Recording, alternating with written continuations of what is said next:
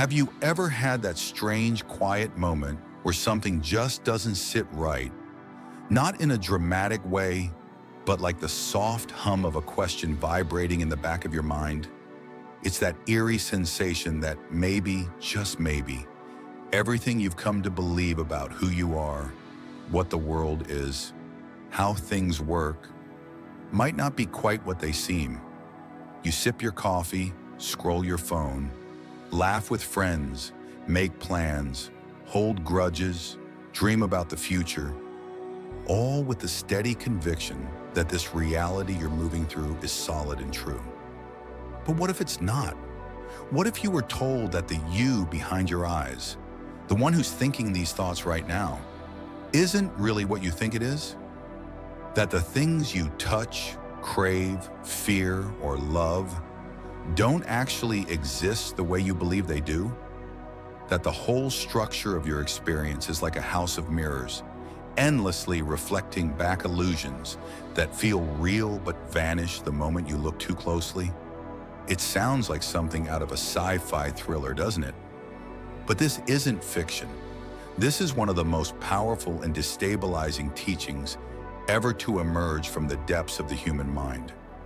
A truth whispered through generations of seekers, monks, philosophers, and wanderers who dared to peer behind the curtain of experience. This is the heart of Buddhist insight into what's called emptiness, a word that might make you think of a void, of nothingness or despair. But what if I told you it's the exact opposite? That emptiness, far from being dark or cold, is actually a doorway to freedom, to lightness, to a kind of unshakable clarity. Here at Wisdom's Solace, we don't shy away from the big questions. We lean into them. And today you're being invited to take a journey, one that might unsettle you, surprise you, even transform how you walk through your life. Because emptiness, or shunyata as it's known in the ancient teachings, isn't about removing meaning from life. It's about removing illusion. And what's left once the illusions fade is something far more extraordinary than anything you could imagine. Let's start at the beginning, at the center of the storm. Let's look straight into the thing we take most for granted, the self. You wake up in the morning, stretch, yawn, and without thinking, you return to the same identity you wore yesterday. This is me, you think. I'm tired, I'm late, I need coffee, I'm stressed about that meeting, I'm excited about the weekend.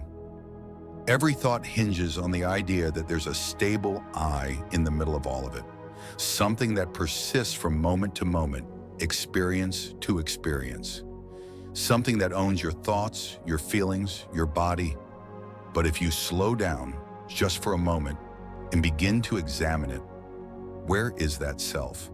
Not metaphorically, literally. Where is it? Try to find it. Look in the body. Is it in the chest? The brain? Somewhere behind your eyes? Is it the voice in your head, narrating your life? Or is it the memories you carry, the personality you've developed, the roles you play? The Buddha, sitting beneath a tree over 2,000 years ago, saw through this illusion with piercing clarity. He said the world is empty, not of beauty, not of experience, but of a self and of anything belonging to a self. He wasn't trying to be poetic. He meant it literally. Think of it like listening to music. You hear the melody, you feel the rhythm, maybe you even get goosebumps. But the music isn't one thing. It's not in the instrument alone, or the performer, or the sound waves. It arises from a magical convergence of all these elements, a delicate, precise coming together of causes and conditions. Remove one, and the music ceases. Now apply that to you. You are not a thing. You are not a solid, fixed identity. You are a song, a constantly shifting, unfolding performance composed of sensations, perceptions, thoughts, memories, biology, environment, relationships, culture, language, and more. You are the result of causes and conditions that stretch back through time in every direction. You are a process, not a product. To really feel this, think of a rainbow. It arcs across the sky, stunning and vibrant, and you instinctively feel it's there. But where is it actually? Can you go to it, touch it, hold it? No matter how close you get, it eludes you. It's real, but not real the way a rock or a tree is real. It's a phenomenon that appears when sunlight, moisture, and the right angle of observation combine. Take any of these away, and the rainbow disappears, just like you. But does this make it meaningless? On the contrary, it's what makes it beautiful. The rainbow's fleeting nature, its dependency on context, is what gives it its shimmering, sacred quality. The same is true of you. Your identity is not an object to be grasped. It's an event to be experienced. And this realization, it's not meant to unsettle you. It's meant to free you. Think of how much suffering is tied to the idea of a fixed self. You're told to find yourself, to be yourself, to love yourself. But which self? The one that felt brave yesterday and anxious today? The one who was heartbroken last year and in love again now? The one who regrets that mistake, or the one who's proud of your growth? You see, the tighter we cling to this idea of a solid me, the more we suffer. Every insult feels personal. Every failure becomes a wound. Every fear is magnified. But when you see the self for what it is, a fluid appearance, like a dream character that fades with the morning light, suddenly you can let go. You're not boxed in anymore. You're free to change, to evolve, to let moments come and go without needing to define you. And if the self isn't solid, what about the world around you? What about the things you desire, fear, grasp for, or run from? Here's where it gets even more fascinating. Take this video, for instance, the one you're watching right now on Wisdom Solace. You might think of it as a thing, a video. But what is it really? It's a voice reading a script. It's pixels lighting up your screen. It's sound waves, digital signals, coding, concepts, and ideas. It's your thoughts interpreting those ideas. It's the culture you grew up in that makes those interpretations possible. So, where is the video? Is it in the sound, the screen, the meaning, the speaker, the platform? It's all of these, and none of them. Because the video, like everything else, is empty of inherent existence. It arises only in dependence on countless conditions. Now picture yourself sitting at your favorite restaurant, enjoying a perfect meal. Maybe it's a bowl of pasta, rich with aroma, flavor, and comfort. Seems real enough, right? But pause. That meal is the result of so many interconnected threads. Farmers who grew the wheat, the water that nourished the plants, the people who harvested them, the chef's skill, the recipe's cultural lineage, the delivery trucks, the economy, your hunger, your taste memories, the lighting in the restaurant, your mood. It's not a thing. It's a process, a happening, a constellation of factors that, for a moment, give rise to what we call a meal. Everything you experience is like this. Every object, every thought, every moment. They're not things in the traditional sense. They're appearances, real in their effect, but not real in the way we imagine them to be. And once you see that, a remarkable transformation begins. The world doesn't become less vivid. It becomes more so. You stop trying to possess what can't be held. You stop fearing the loss of what was never yours to begin with. And in that space, there's peace, a soft, quiet kind of freedom, the kind that doesn't need to prove itself. And perhaps most importantly, you begin to see not only how empty things are, but how profoundly connected they are, like music, like rainbows, like you. So you're sitting there letting it sink in that maybe everything you've ever taken as solid and dependable is more like a dance than a structure. more like wind than stone. And the more you lean into this possibility, the more you start to notice little cracks in the illusion. Moments that used to seem so predictable start to shimmer with a kind of mystery. You look at your own hand and you wonder, not in some spaced out way, but in a deeply sincere way. What is this really? You move your fingers. You see the skin, the fine lines, the movement of muscle and bone. You feel sensation, pressure, warmth.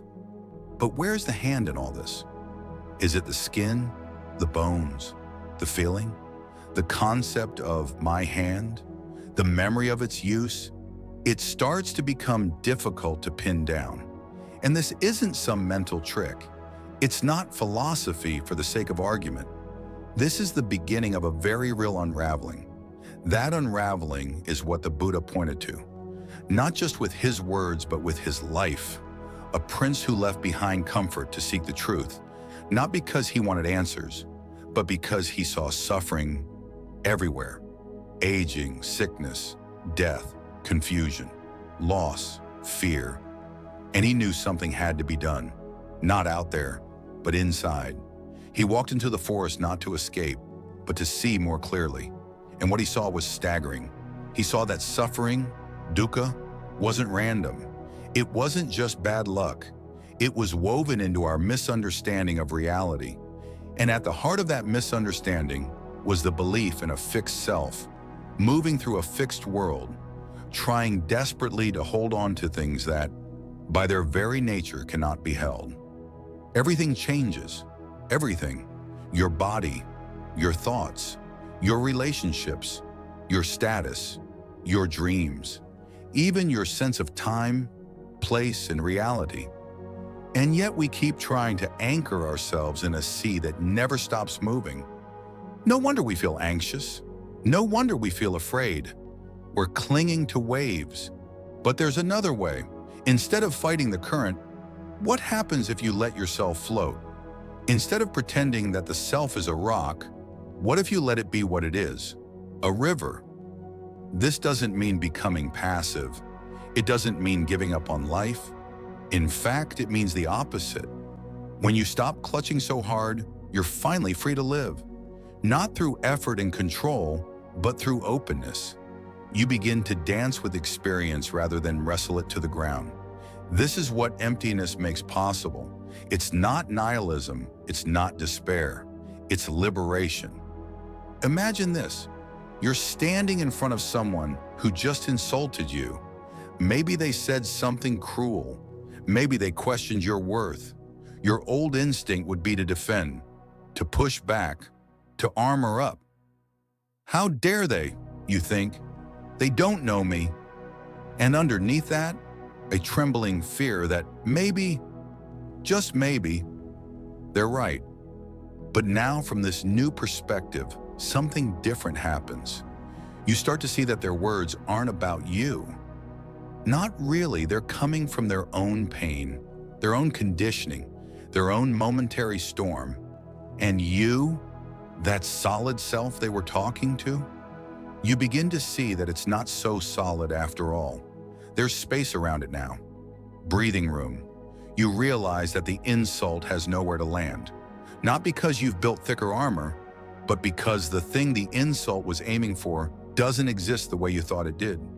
The bullet flies and passes right through. Not out of indifference, out of understanding, and with that comes compassion. Because just as you are not fixed, neither are they. They are not the enemy. They are a river too, flowing, struggling, trying to make sense of a world that often makes none. And when you see that, you soften, not out of weakness, but out of wisdom. This is where emptiness leads, not to isolation, but to deep connection. Not to apathy, but to love. Because when things are empty, they are open. And when they are open, anything is possible. Even healing, even forgiveness, even peace. Now take a look at desire, that pull in your chest, that grasping, that urge to have or to be something other than what is. What happens when you look at it with this lens? Let's say you crave something, a new phone, a relationship, a promotion, attention, respect. That craving feels urgent. It says, if I get this, I'll be whole. But if you pause, if you really sit with it, you'll see the craving is built on the assumption that something's missing, that you are incomplete, and that whatever it is you're reaching for has the power to complete you. But where is this you that's incomplete? Can you find it? And where is this thing that will make it whole? Once again, both dissolve under examination.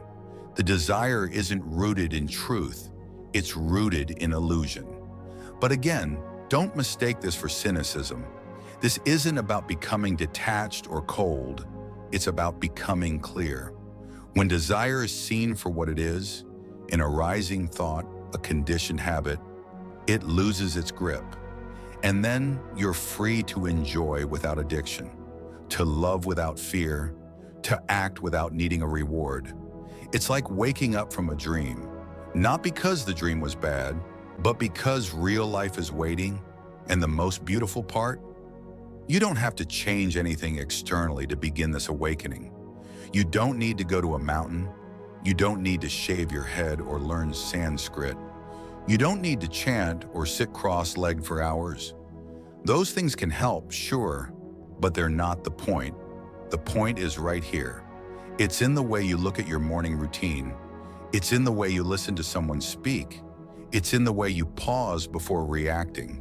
In the way you feel your breath. In the way you question what you once assumed. In the way you ask, who is experiencing this right now? And then watch as the answer slips away. That slipping? That's not failure. That's the doorway. The mind wants something to hold on to. It wants a name, a concept, a definition. But awareness is deeper than thought. It doesn't need a label, it simply is.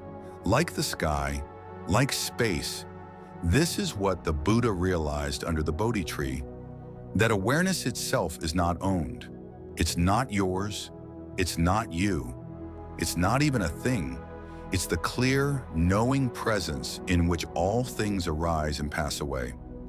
Thoughts come and go, emotions rise and fall, sensations flicker in and out. But that knowing remains. That awareness is not a person, it's not a self, it's not something you can lose or gain. It's already here, always. And when you rest in that, even for a moment, you touch something timeless, something beyond suffering, beyond striving, beyond even the idea of enlightenment. It's not a destination. It's not a reward for good behavior. Not as an idea, but as a felt reality. Washing the dishes while feeling each drop, it's what you are, before you believed you were anything else. Imagine living from that place, hearing someone's story without needing to fix or compare, feeling anger rise and fall like a wave, without being swept away. Being fully present with someone you love, knowing that nothing needs to be said or done. This is not about escaping life, it's about entering it more fully than ever before. Because once you see that things are empty of fixed identity, you also see that they're full of life, full of possibility, full of depth. Every leaf, every breath, every passing face on the street becomes sacred. Not because they belong to you or mean something or fulfill some purpose, but because they are. Because they appear briefly, miraculously, and then vanish. Just like you. Just like this moment. And in that vanishing, in that appearing and disappearing, something eternal shines through. Not a thing, not a self, but a stillness that holds it all. A silence that is never broken. A peace that doesn't depend on conditions. And that is the truth.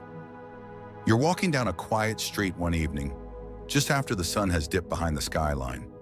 The air is cool and there's that gentle hush that only shows up when the world seems to exhale all at once. A breeze nudges the trees and somewhere in the distance, a dog barks once, then falls silent. You look around and feel that strange sense again, that echo of something ancient, something just out of reach. It's not loud, it's not urgent, but it's there. And in that silence, a question begins to stir, not with words, but with feeling. A wondering, what is all this really? Who is it that's walking right now? Who is aware of this moment?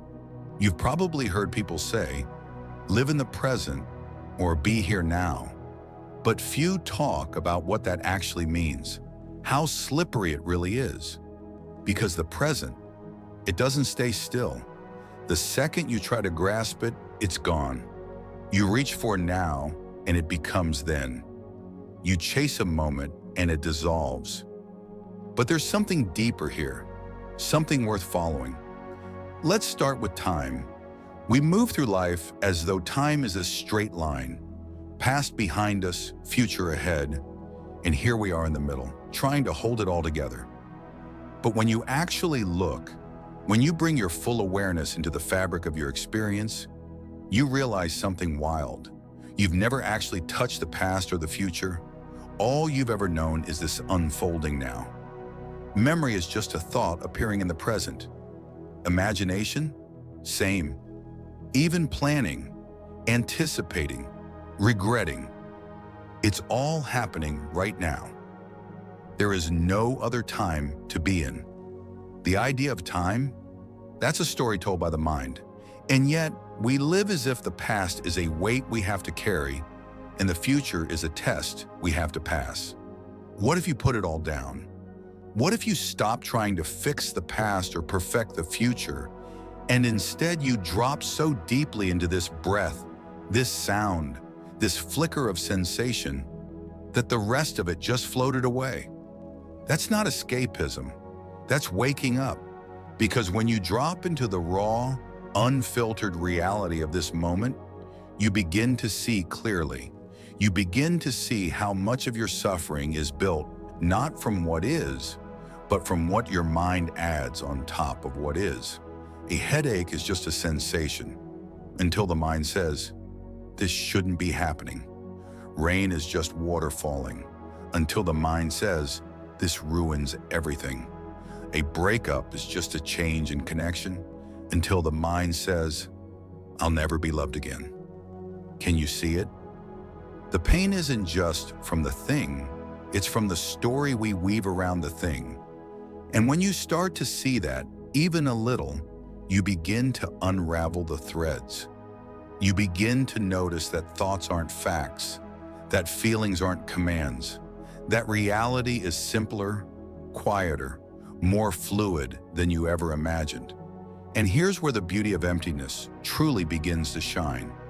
Because once you see that things don't exist the way you thought they did, that they're not fixed, not permanent, not independent, you realize something else. They're not as threatening either. They're not as heavy. That argument you had 5 years ago, it doesn't define you. That label someone gave you, it's just a sound. That role you think you have to play, it's just a costume. And like any costume, you can take it off. In the space that remains, there's room. Room for new responses, room for forgiveness, room for quiet joy. Imagine walking through your day like that. Not guarded, not trying to be someone, not trying to impress or defend or cling. Just present, just aware. It doesn't mean you stop caring. It means you care more deeply, more freely. Because now you're not protecting a fragile ego. You're moving with the flow of life itself. You see someone struggling, and you don't need to judge or fix them.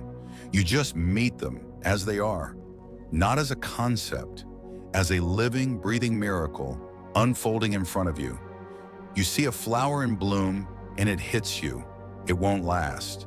It can't last. But instead of clinging or mourning, you feel gratitude. Because its impermanence is what makes it beautiful. You feel sadness rise in your chest, and you don't fight it. You breathe with it. You let it speak. You hold it gently like you would a child. And before you know it, it shifts. Not because you forced it, but because you allowed it. This is what life starts to feel like when the illusion of permanence begins to fade. It's like seeing everything in high definition. The texture of the world becomes richer. Even the mundane moments carry depth. Folding laundry becomes a meditation. A phone call becomes a sacred exchange. Waiting in traffic becomes a place to rest rather than resist. Because nothing needs to be different for you to be whole. There's a moment that comes for many on this path. It's subtle, but unmistakable. You're sitting in silence, maybe watching your breath or the play of light on a wall, and suddenly, for just a second, the usual noise fades. The need to label, to analyze, to narrate, stops. And what remains? Just this, just awareness, not aimed at anything, not seeking, just present. And in that moment, you realize there's no you doing anything. There's no thinker behind the thought, no watcher behind the eyes. Just a seamless field of experience, rising, falling, empty of a center, full of aliveness.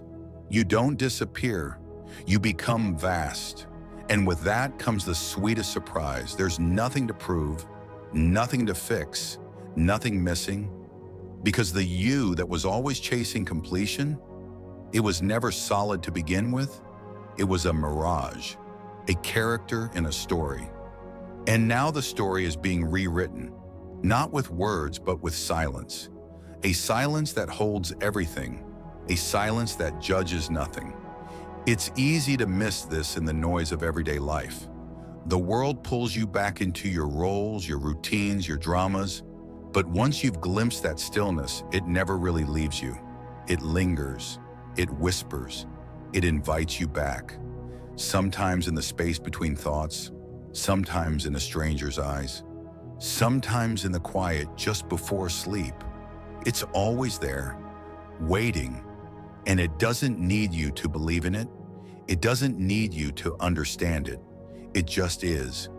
And when you rest in that isness, without needing to call it anything, you discover the true meaning of peace. Not the peace of having no problems, but the peace of not needing anything to be different. That's the gift of emptiness. It strips away the lies, not to leave you bare, but to show you that what's underneath was never broken. It was always whole, always shining, always free, and it's still here. In this breath, in this pause, in this moment of listening, right now. There comes a point in your journey where you stop trying to find the answers and begin to appreciate the questions themselves. Not out of defeat, not because you've given up, but because you realize the questions are alive. They breathe, they shift and stretch, and invite you into a deeper intimacy with the present moment. You stop needing everything to be neat and start allowing things to be real. And in that shift, something subtle happens. The world, once hardened into categories and names and roles, begins to soften. It becomes less of a map and more of a landscape. Less about knowing where you're going and more about experiencing where you are. You wake up one morning and maybe the light hits the wall just right. Maybe there's a quiet in the room that feels deeper than silence. And without planning or effort, there's a pause in the usual rush. You're not thinking about what needs to be done or what didn't happen yesterday. You're just there, fully, breathing, noticing, and you realize this is it. This is what they've been talking about all along. This is the freedom that isn't somewhere else, someday later. It's always been right here, but you were too busy chasing some idea of happiness to see it. And then, like a breeze moving through open curtains, a deeper understanding drifts in.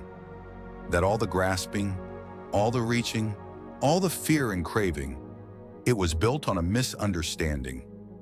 You thought you were a separate someone in a world full of other someones, all scrambling to survive, to win, to matter. But now the boundaries don't seem so fixed. The edges blur. The you you've been trying to protect starts to dissolve. Not in a scary way, but like ice melting in sunlight.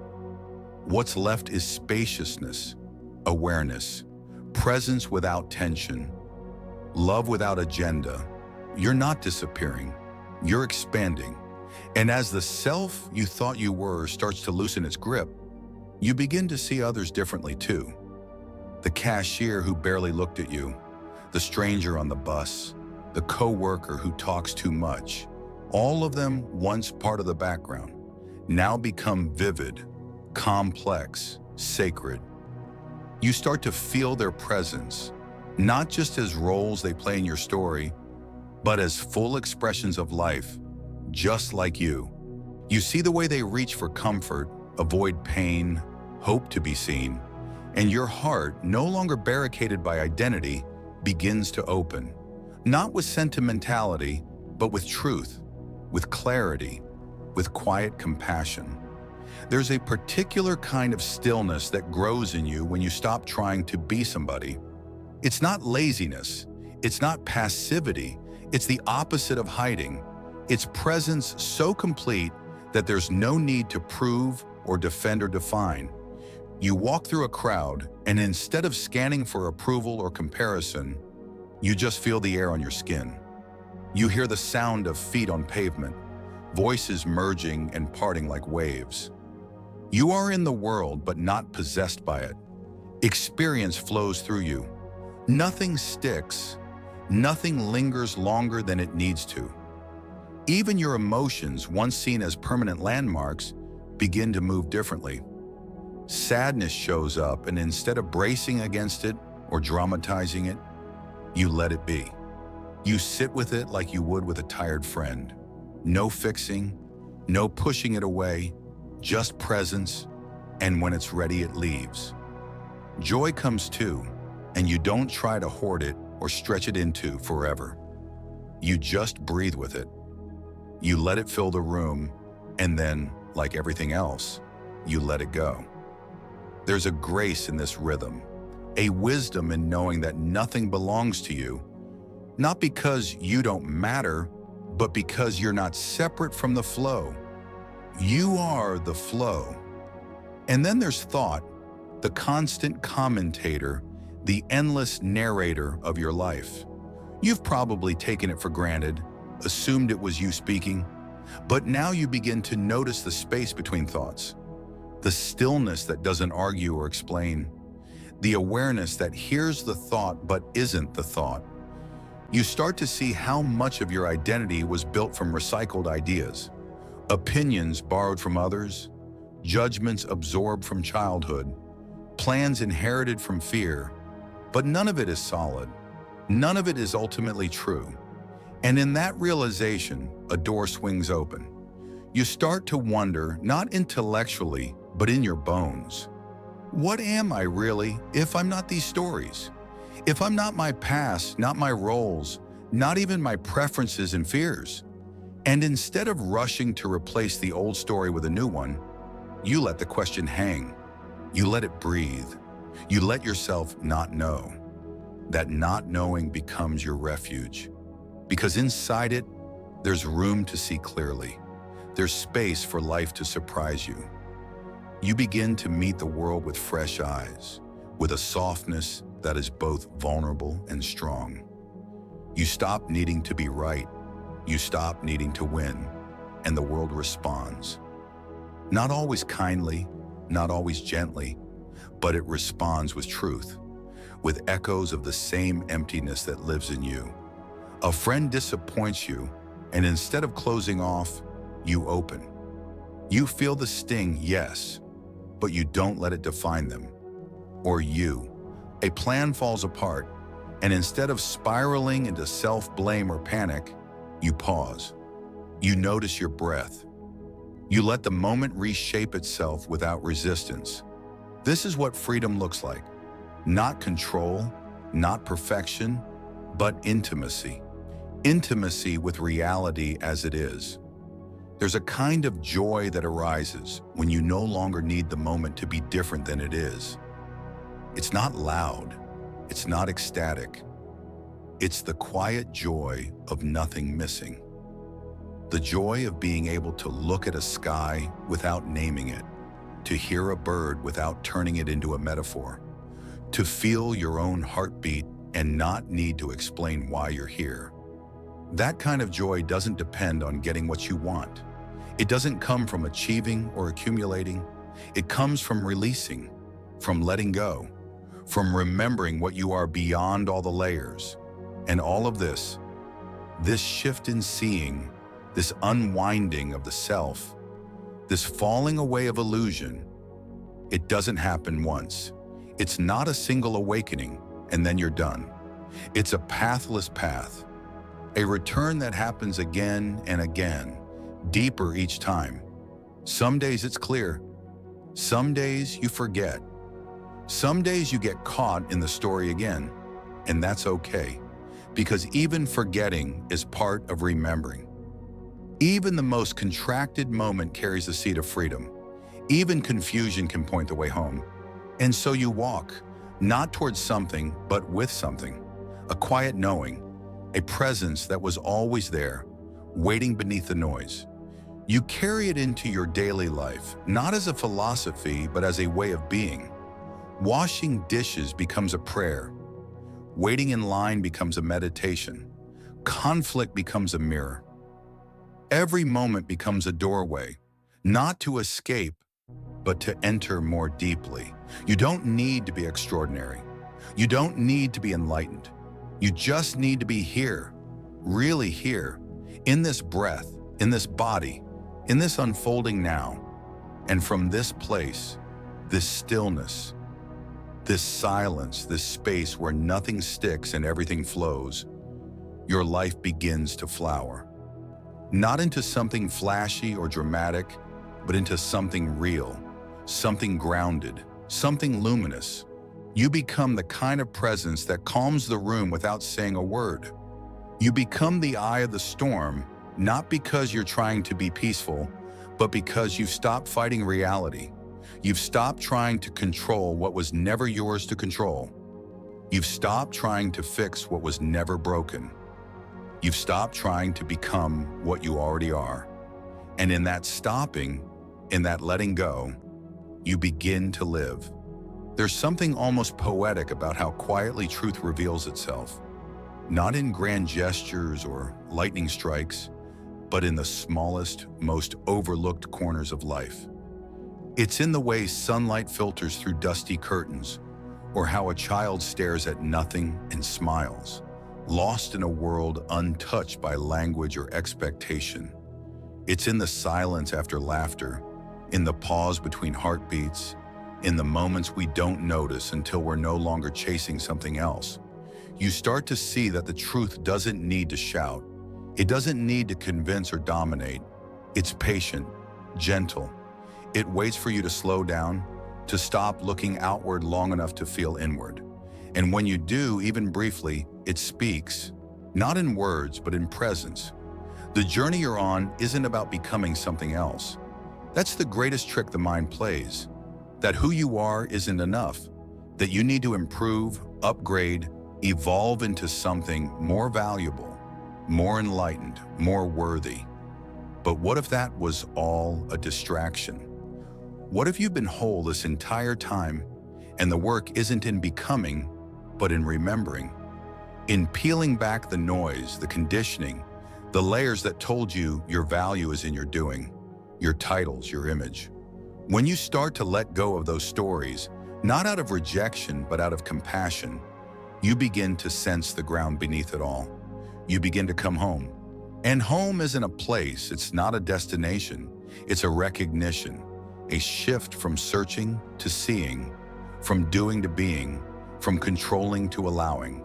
And it doesn't look like anything special from the outside.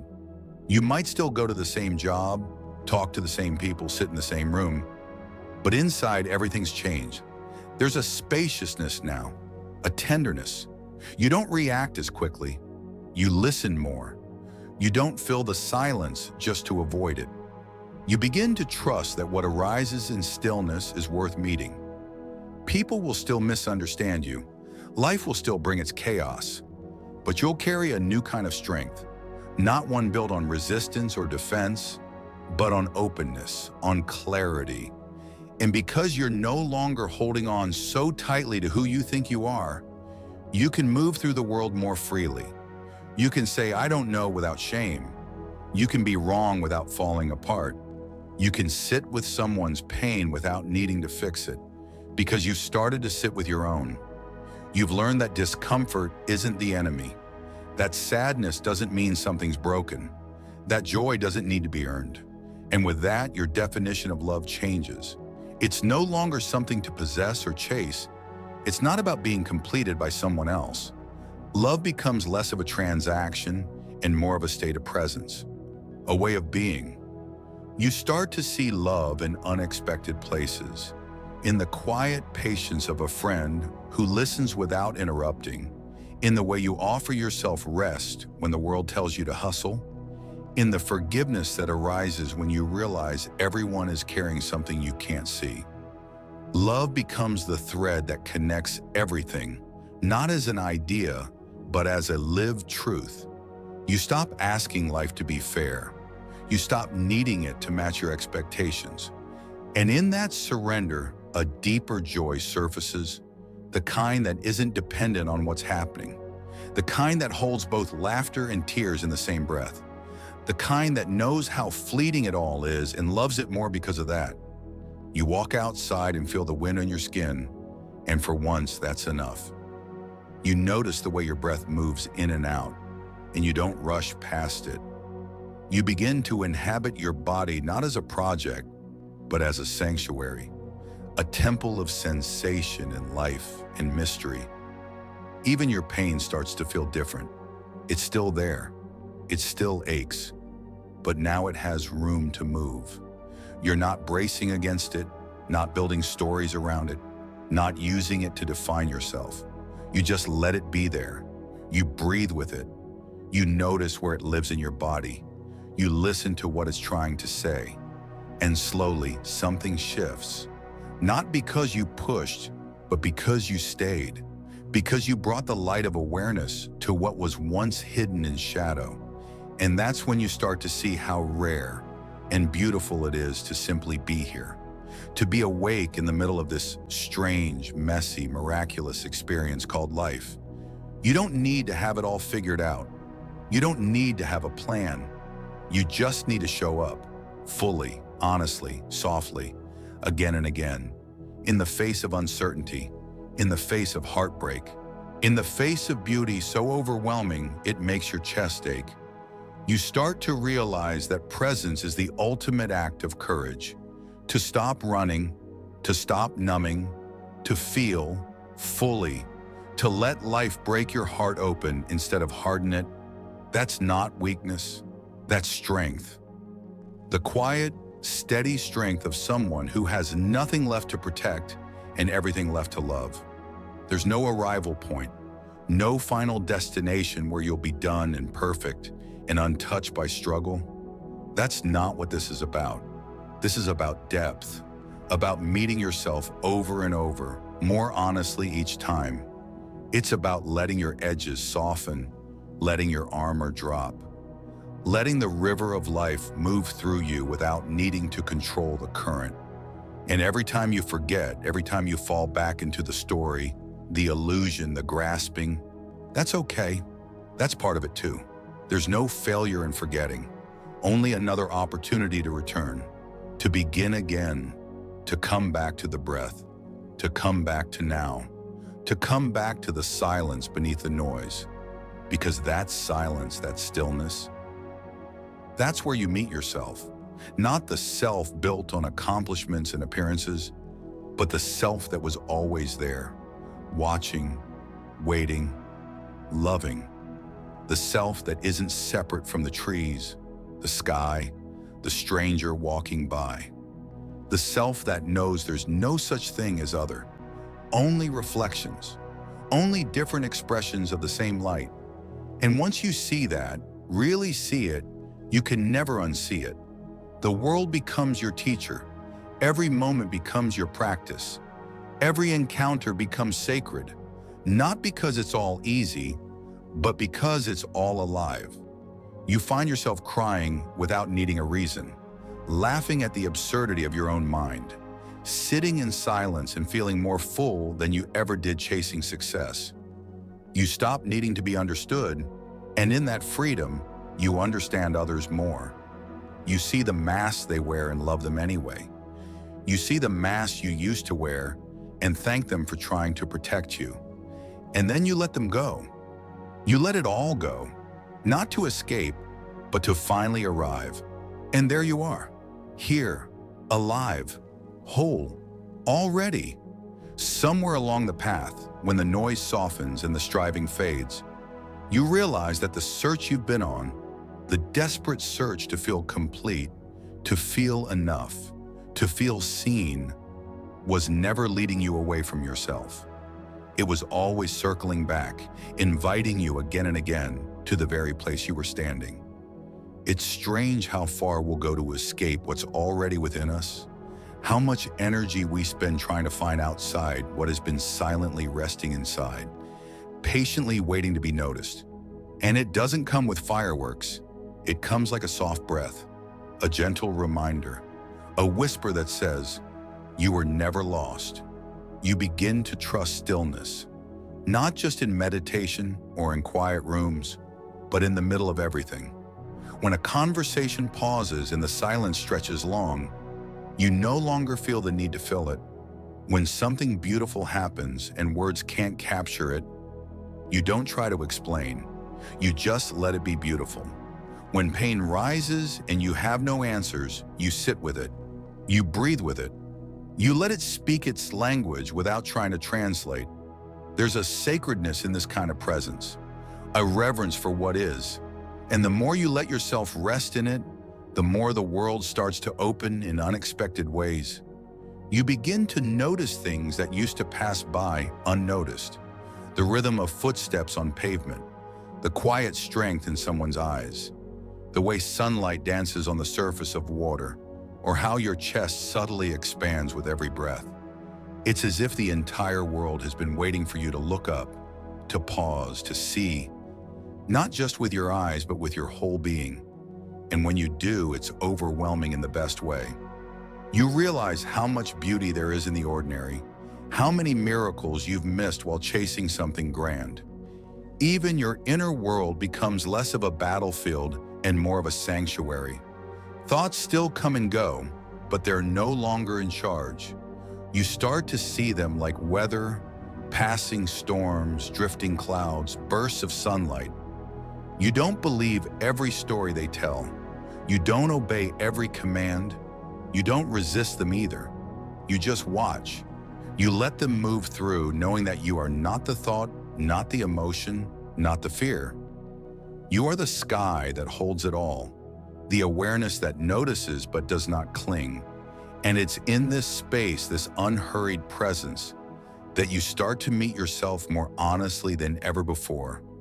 Not the version of you that's polished for the world, but the raw, tender, vulnerable self. The one who has been carrying so much for so long. The one who tried to be strong, tried to be perfect, tried to be lovable by being what others needed. And when you meet this self, not with judgment, but with compassion, something begins to heal. Not through effort, not through fixing,